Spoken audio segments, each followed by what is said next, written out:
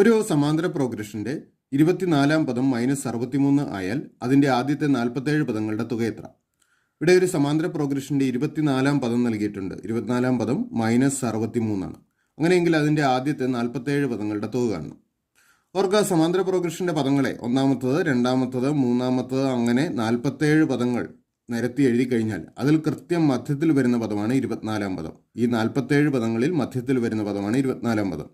സമാന്തര പ്രോഗ്രഷന് പ്രത്യേകതയുണ്ട്. അതിന്റെ തുടർച്ചയായ പദങ്ങളിൽ മധ്യത്തിൽ വരുന്ന പദം ഈ പദങ്ങളുടെ ശരാശരിയായിരിക്കും.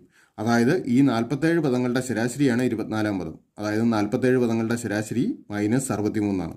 ഇനി ഈ ശരാശരി കിട്ടുകയാണെങ്കിൽ സംഖ്യകളുടെ തുക കാണുന്നതിനായിട്ട് ശരാശരിയെ എണ്ണം കൊണ്ട് ഗുണിച്ചാൽ മതിയല്ലോ.